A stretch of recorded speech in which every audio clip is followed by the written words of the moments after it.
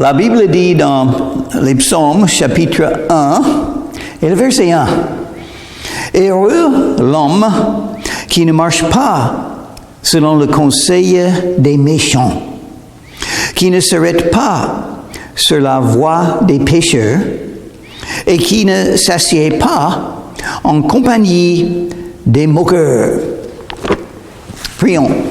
Seigneur, merci pour ta parole, aide-nous à comprendre et de mettre en pratique, afin que nous puissions te suivre et que ton nom soit glorifié. Dans ton nom, on te prie, Seigneur Jésus. Amen. Donc, ce psaume a un message qui est très important. C'est un message qui se trouve partout dans la Bible. Un croyant doit faire attention contre les non-croyants, c'est-à-dire ne pas les suivre. Vous pouvez suivre les non-croyants ou vous pouvez diriger les non-croyants. Ça dépend de ce que vous voulez, mais il faut comprendre. Il y a pas mal de non-croyants dans ce monde. Et donc, un croyant doit faire quoi quand il est en présence, au milieu des non-croyants? Il faut la doctrine de la séparation. Nous avons une vie qui suit Jésus. C'est notre objectif, suivre Jésus, plaire à Dieu, vivre selon la Bible. La vie de foi, la vie chrétienne, c'est ce que nous cherchons. Et ça commence avec un mot très important, heureux. Heureux l'homme qui ne marche pas selon le conseil des méchants. Si vous voulez être heureux, il faut faire attention contre les idées, les enseignements, les conseils des méchants. Ils sont méchants. Pourquoi? Parce qu'ils ne suivent pas Jésus. Celui qui n'est pas un disciple de Jésus-Christ est méchant. Il a des idées, des philosophies, des attitudes, les recherches qui ne sont pas chrétiennes. Il ne faut pas marcher avec eux. Il faut marcher avec Jésus et les autres croyants, mais pas avec les non-croyants. Oui, il faut aimer les non-croyants. Il faut prier pour eux. Il faut être un bon témoignage devant eux. Mais il ne faut pas suivre. Il ne faut pas marcher avec. Une deuxième chose, qui ne s'arrête pas sur la voie des pécheurs. Ils ont leurs conseils, c'est-à-dire leurs idées, ce qu'ils vont vous dire à faire, leurs conseils. Ils ont aussi leur voie, ce qu'ils font, où ils vont, ce qu'ils cherchent. Il ne faut pas s'arrêter sur la voie des pécheurs. S'arrêter. Non.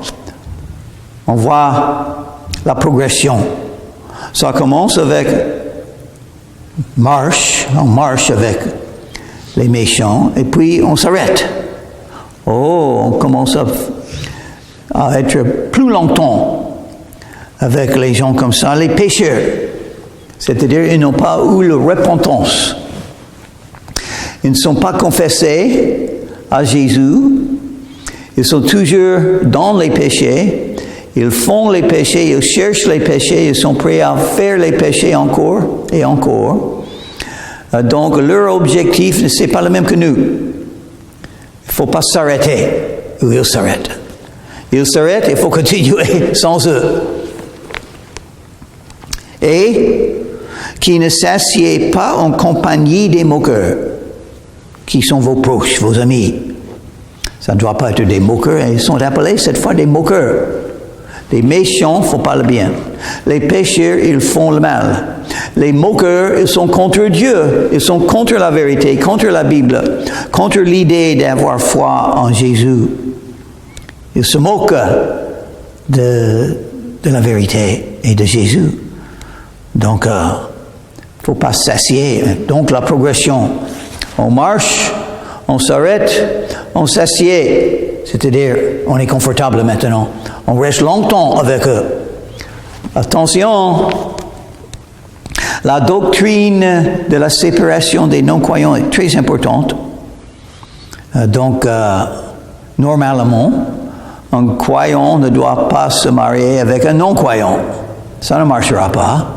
L'un a l'Esprit de Dieu et Jésus dans le cœur, l'autre n'a pas.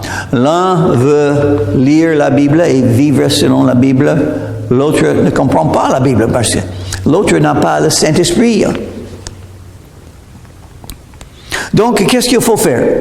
Si je ne vais pas aller avec les non-croyants, si je ne vais pas recevoir leurs conseils, leurs idées, leurs objectifs, donc qu'est-ce que je vais faire? Je dois avoir quelque chose pour me guider, pour m'aider, pour me dire quoi faire et comment et quand.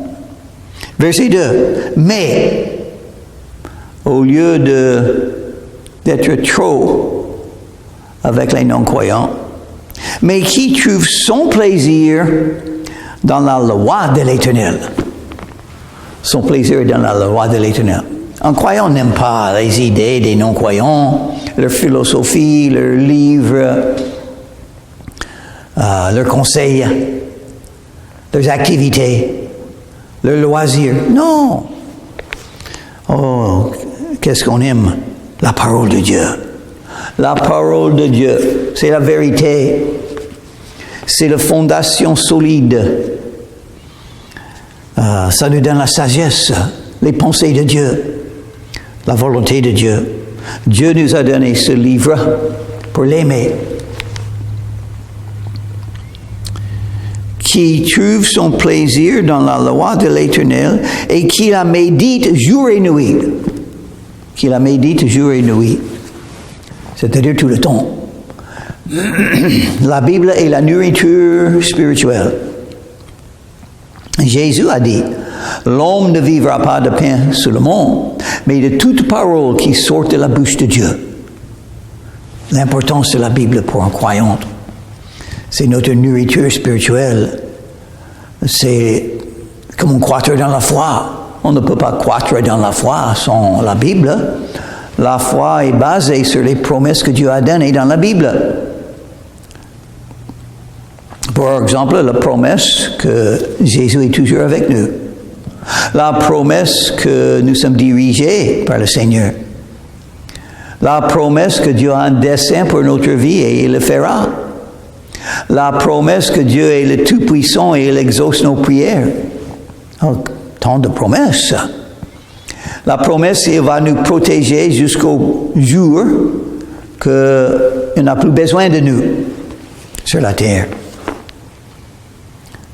Donc, c'est beaucoup de confiance, beaucoup d'assurance, beaucoup de joie, beaucoup d'espérance et d'amour et de paix par lire et comprendre et mettre en pratique la Bible. Qui la médite jour et nuit. Alors, comment méditer la Bible jour et nuit? Ça peut aider si on apprend par cœur quelques-uns des versets importants. J'espère que vous avez des versets importants que vous aimez beaucoup. Surtout les versets on peut citer pour aider à amener quelqu'un à Jésus. L'Évangile selon Jean, chapitre 3 et le verset 16. C'est très important à comprendre, à connaître, à dire. Les commandements de Jésus. Aimer Dieu avec tout le cœur, toute la pensée, toute la force et toute l'âme. Et le deuxième commandement, aimer ton prochain comme toi-même. Jésus a dit, aimer tes ennemis. Aimer tes frères et tes sœurs en Christ. Aimer. Ça, c'est le grand commandement de Dieu. Est-ce que le monde parle de ça? Pas souvent. Pas tellement souvent. Est-ce que le monde aime avec cet objectif d'aimer les autres? J'aimerais bien que ça soit comme ça, mais normalement, non. Il est comme un arbre planté près d'un courant d'eau. Nous sommes des arbres. Et les arbres qui ont assez d'eau, ce sont des arbres qui sont les plus grands, les plus forts, les plus solides. Nous ne voulons pas être des arbres sans assez d'eau. Qu'est-ce que c'est l'eau? La parole de Dieu. Qui donne son fruit en sa saison. Qu'est-ce que c'est le fruit? Ce qu'on produit, ce qu'on accomplit. Pourquoi nous sommes là sur la terre? Pour servir Dieu et accomplir son œuvre qu'il nous donne à chacun de nous. Quand vous venez dans l'église, c'est votre église, c'est votre œuvre. Vous avez des choses à faire dans cette œuvre. Votre témoignage à rendre, vos prières à prier, vos louanges à louer à Jésus et son nom. Vos frères et vos sœurs chrétiennes, priez pour eux. Et quand vous êtes là et vous êtes en train d'agir selon les dons que le Saint-Esprit vous donne, parce que chaque croyant a un don d'esprit ou plus, peut-être plusieurs dons d'esprit. Et si vous êtes rempli de l'esprit, les dons que le Saint-Esprit vous a donnés vont sortir de vous dans ce sens pour toucher, aider, encourager, enseigner les autres croyants. On a beaucoup à apprendre de Dieu et Dieu parle par les autres croyants. C'est la valeur de la communion fraternelle et d'être ensemble dans les assemblées, de venir à des réunions de l'Église pour aimer, pour porter du fruit. Le fruit, Dieu veut accomplir quelque chose avec votre vie. Il aime faire ça. Dieu peut venir lui-même et tout faire. Sans nous, mais il n'a pas choisi de faire comme ça.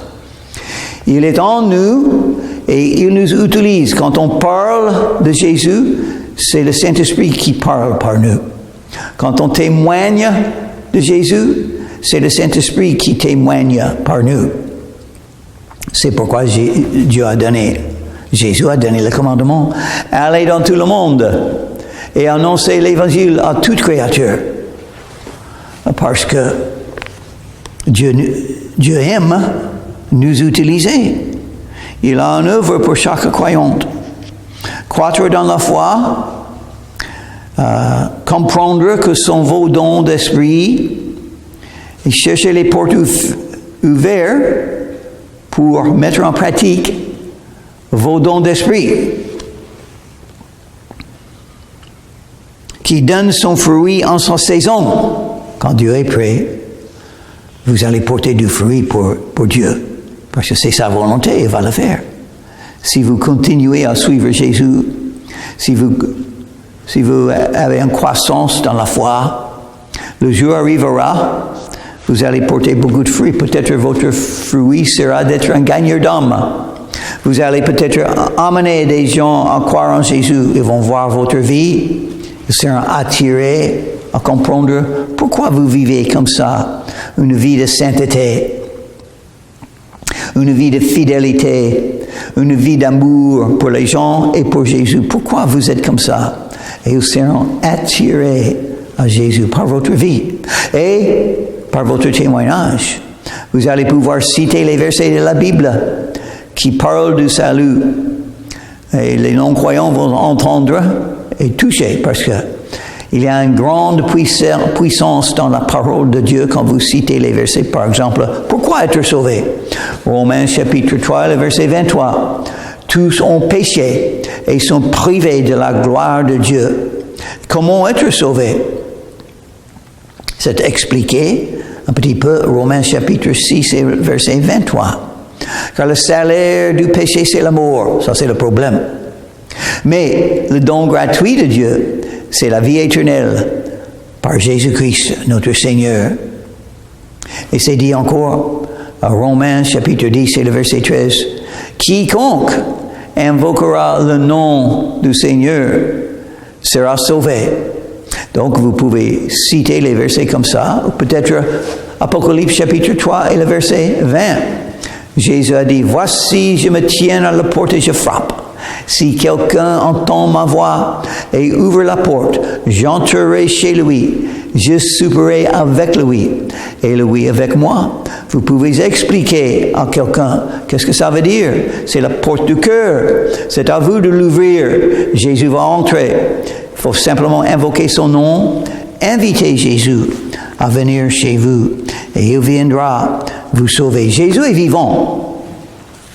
Il est ressuscité des morts après mourir pour nos péchés, après souffrir tellement pour nos péchés. Jésus est ressuscité des morts. Il est vivant et il est le Sauveur. Ça veut dire on peut le rencontrer, on peut le connaître. Est-ce que vous avez rencontré Jésus-Christ par l'Esprit de Dieu dans votre cœur? Vous pouvez. Et dont le feuillage ne se flétrit point. Tout ce qu'il fait, lui réussit. Alors, comment réussir dans la vie? Vivre pour Jésus et faire sa volonté. Tout ce que vous faites sera la réussite. Parce que le Saint-Esprit va vous aider. Parce que vous allez prier sur toutes choses dans votre vie et Dieu va exaucer vos prières, il va vous guider, il va vous utiliser, il va vous donner la réussite dans tout ce que vous faites et tout ce que vous voulez faire. Parce que la réussite, c'est simplement d'avoir la volonté de Dieu. Si vous avez la volonté de Dieu qui se passe, vous allez réussir. Donc la meilleure vie, c'est d'éviter les mauvais exemples des non-croyants qui veulent que vous soyez avec eux. Il faut savoir quand dire non. J'ai d'autres choses à faire. Non, je vais lire la Bible. Je vais prier. Je vais à des réunions de l'Église. Non, je ne peux pas. Non, c'est pas mon truc là, ce que vous faites. Je ne veux pas boire trop. Je ne veux pas voir les choses comme ça. Je ne veux pas la pornographie. Non, je ne vais pas y aller. Je ne vais pas voir les choses comme ça, penser les choses comme ça. Non, c'est pas bon. C'est pas la volonté de Dieu pour moi. Il veut que je puisse avoir une vie de sainteté, séparée des choses de ce monde qui sont faites par les non-croyants. Il n'en est pas ainsi des méchants. Les méchants ont quoi? N'ont pas de réussite. Ils sont toujours en train de perdre. Ils vont perdre leur âme s'ils arrivent à la mort sans Jésus. S'ils arrivent au jugement sans Jésus, ils ne pourront pas entrer dans le royaume de Dieu. Donc ils vont tout perdre. Ils vont perdre leur âme. Ils vont perdre leur avenir. Ils vont perdre la vie éternelle. Et pendant qu'ils sont sur la terre, leurs activités, leur travail, c'est pour eux, c'est pour l'argent, c'est pas pour Dieu. Donc, qu'est-ce qu'ils ont accompli? Rien du tout. Tout est en vain par des méchants, ceux qui ne suivent pas Dieu. Nous sommes créés par Dieu pour le servir. Donc, si vous ne servez pas Dieu, vous êtes en train de perdre tout ce que Dieu voulait faire dans votre vie. Ils sont comme la pelle que le vent dissipe. Donc, c'est-à-dire, ils sont secoués. Ils sont bougés par le vent. Ils ne trouvent pas la bonne voie. Ils n'ont pas un fondement solide. C'est pourquoi les méchants ne résistent pas au jour du jugement. Oui, c'est le jugement qui vient.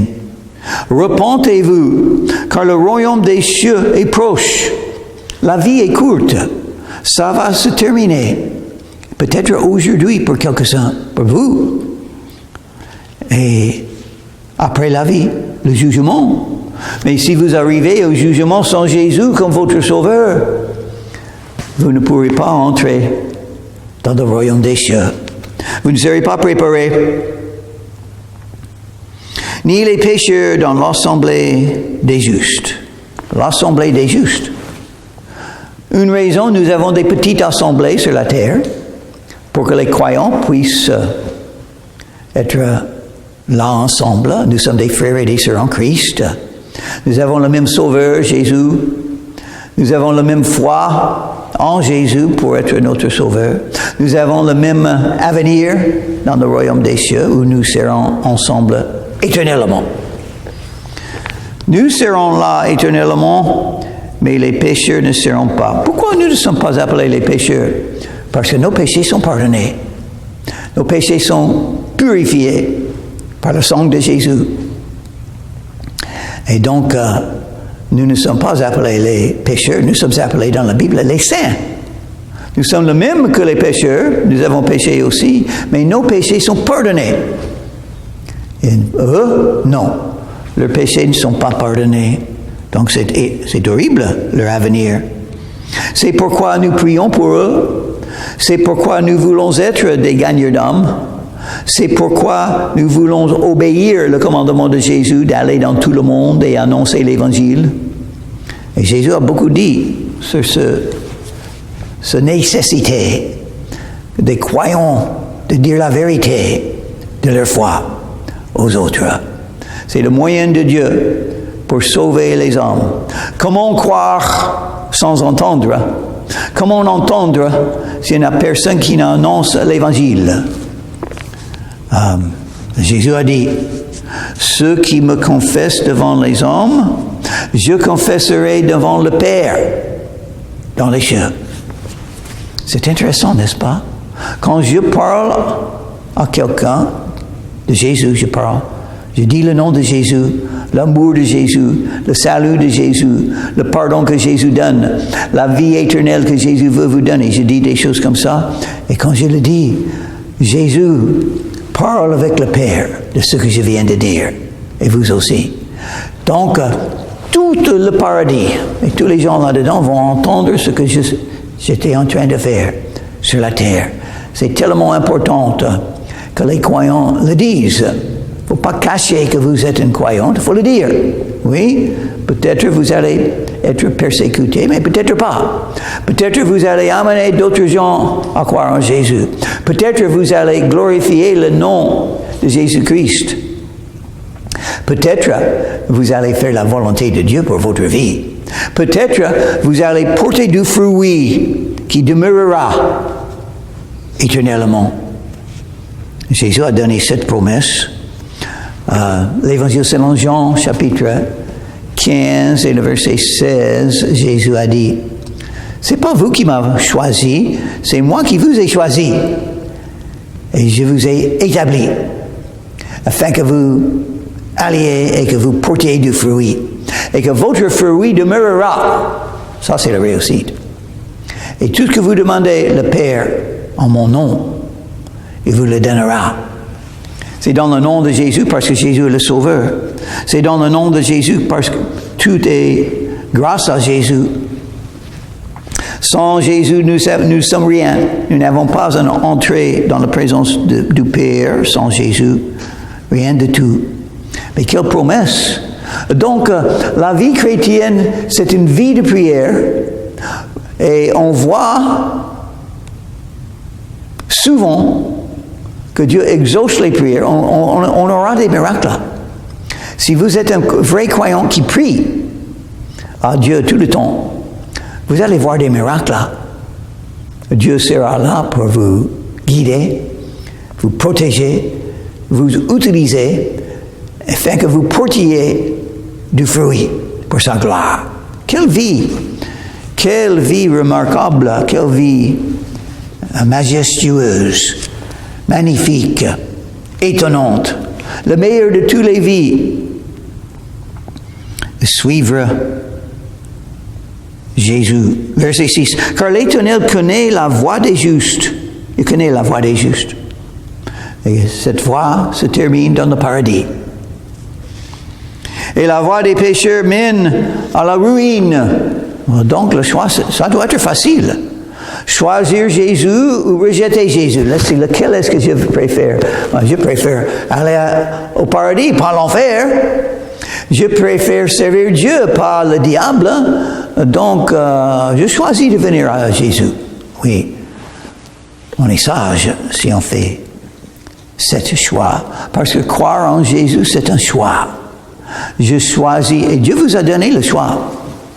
Il est très poli, Dieu. Il vous a créé avec votre volonté et il vous a donné le choix. Il vous invite, il vous appelle, il vous attire, il vous convainc un petit peu dans votre cœur par le Saint-Esprit. Mais c'est vous qui devez choisir.